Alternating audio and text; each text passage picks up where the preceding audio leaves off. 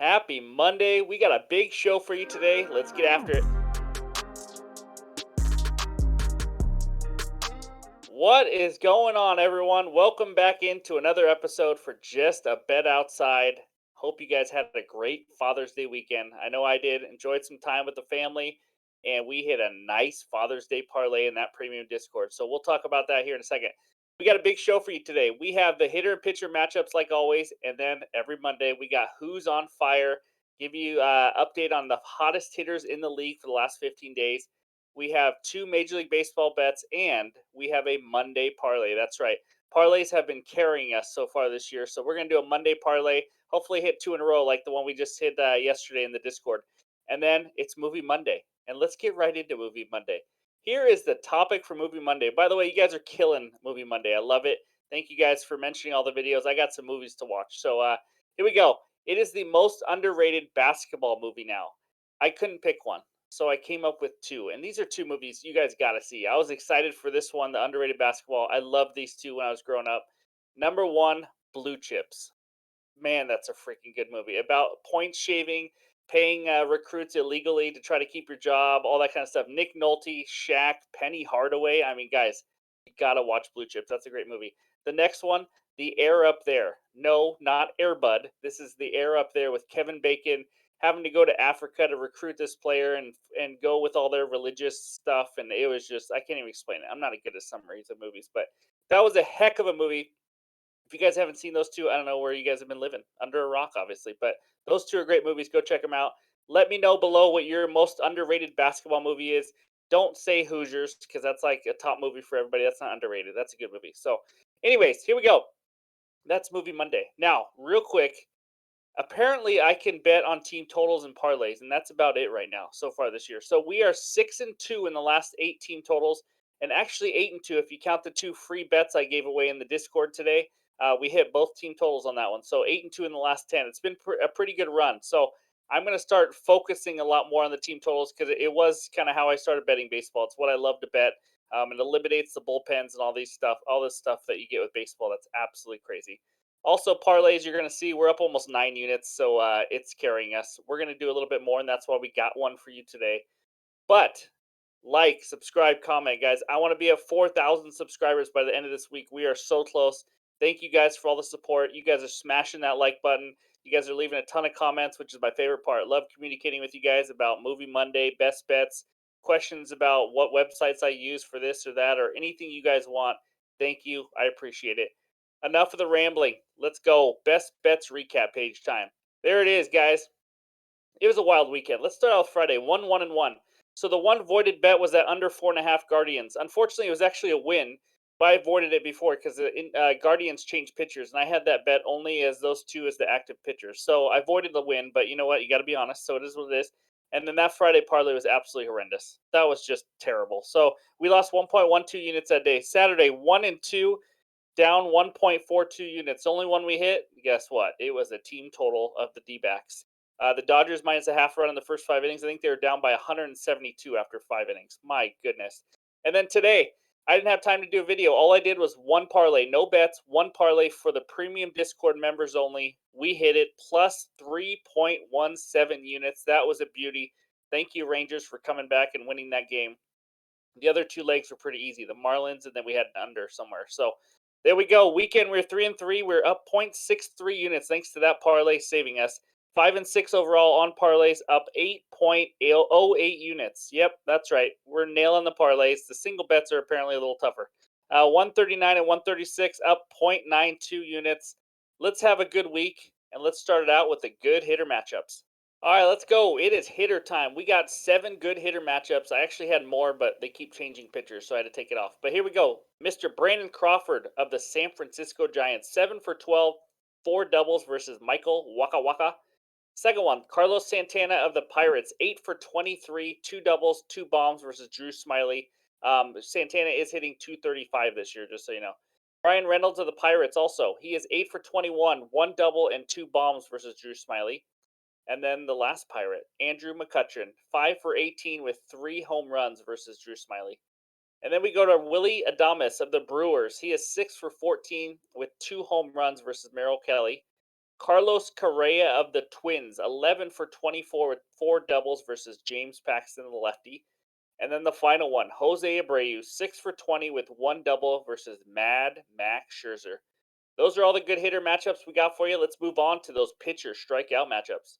All right, let's go. It is pitcher strikeout matchup time. We start with Mr. James Paxton of the Red Sox. He's going against the Twins. Twins have the third highest K percentage versus lefties in the last month at 28.2%. Paxton, he has been a heck of a strikeout pitcher, 44 Ks in 32 innings. He has 8 or more strikeouts in 4 of his 6 starts, so he's been pretty impressive. In that game, just real quick, we're not talking about it later, but I lean Twins just because it's a bad spot for the Red Sox. Playing Sunday Night Baseball, now having to travel to Minnesota, so I think the Twins could take that win. So, anyways, next one, Merrill Kelly of the D-backs going against the Brewers. Brewers have the second highest K percentage versus righties in the last month at 27.4%. And then Merrill Kelly, he's been a stud on the road, and we will talk about that game later. But Kelly, 89 Ks in 83 innings this year. Next one and final one, Michael Waka Waka versus the Giants. Giants, seventh highest K percentage versus righties in the last month at just a tick under 25%. And then Waka has 69 Ks in 74.2 innings. Those are the three best pitcher strikeout matchups. And now it's time, baby. It is Monday. Let's find out who's on fire. All right, there it is. Those are the hot hitters in the last 15 days. You will recognize some of these names. Minimum 44 at bats, 350 average or higher in the last 15 days, and this is your list. First of all, I wanted to put in yellow who had the highest average home runs and RBIs. It just happens to be the same freaking player. Shohei Ohtani, 462, 8 bombs, and 18 ribbies. He is absolutely dominating, as we know. We got some bottom of the order guys like we had last time. We got the main guy, Corey Seager, is on there every time. But let's just take a moment to appreciate that there are two Mariners on this list, finally, for that crappy offense they have.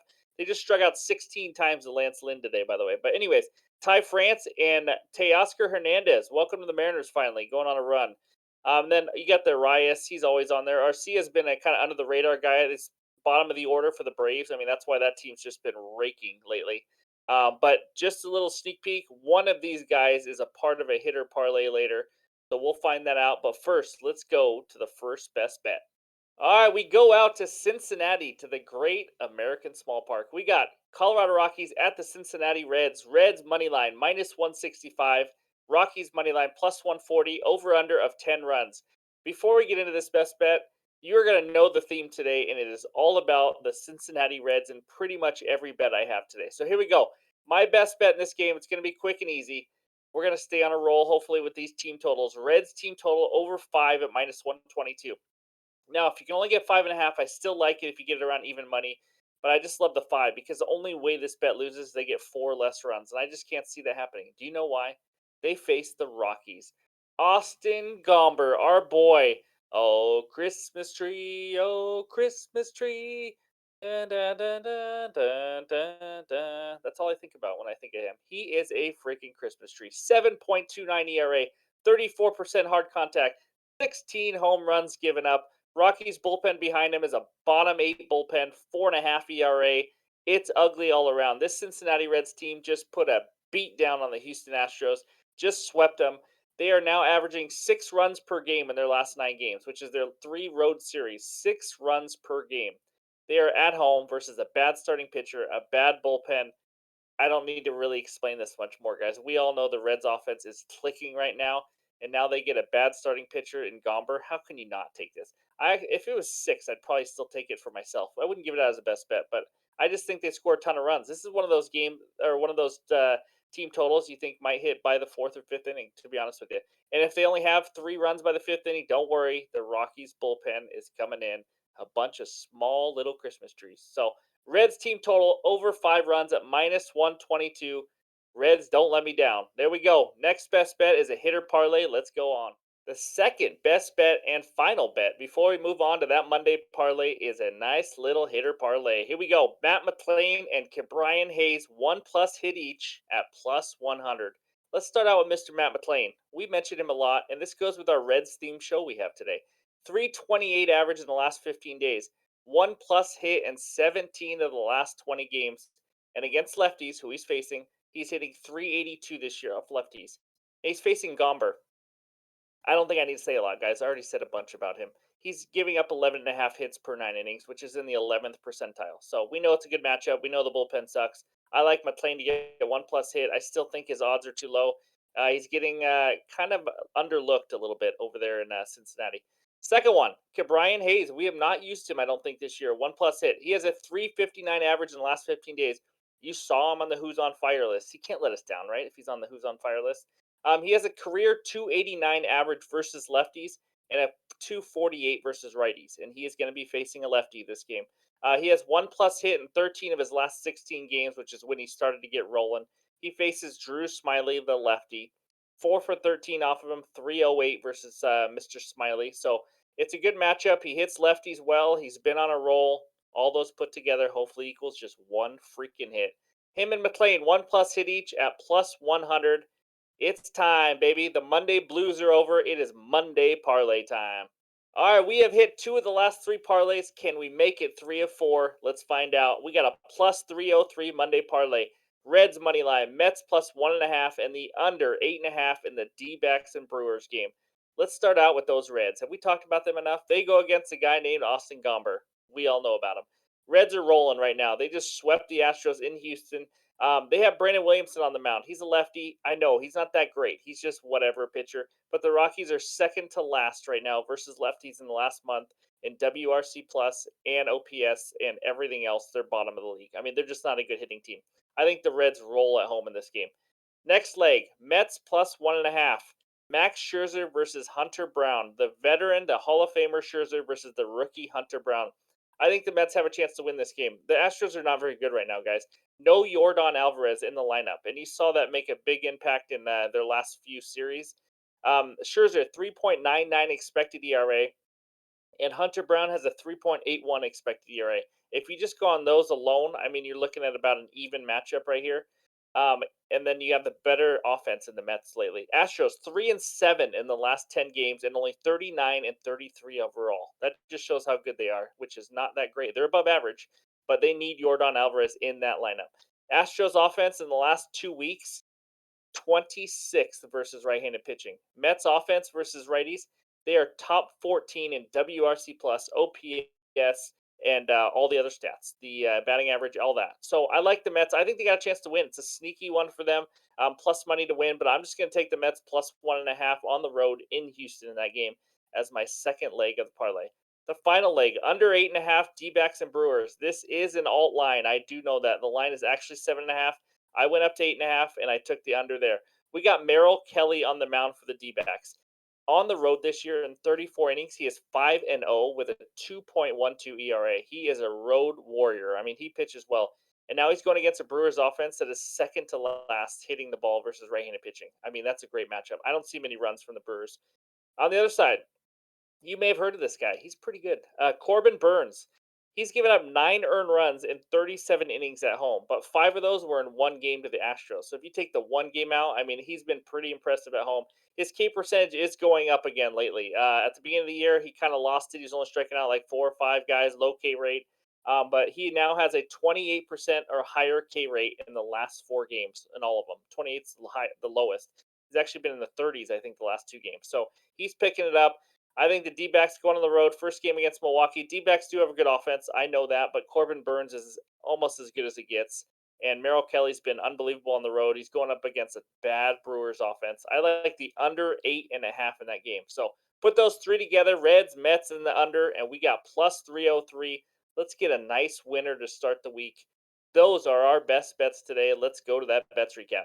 There we go. Reds team total over 5. Can we stay hot with the team totals? Then we got McLean and Brian Hayes, 1 plus hit each at plus 100, and the big Monday parlay. There it is, Reds, Mets, and the under. That's what we got for you. Be sure to leave a comment below. Let us know your best bets. Let us know your most underrated basketball movies. I am happy to be back. I love doing this. Thank you guys for all the support. Let's get to 4,000 subscribers this week. Hope you guys have a great Monday. We'll talk to you guys later.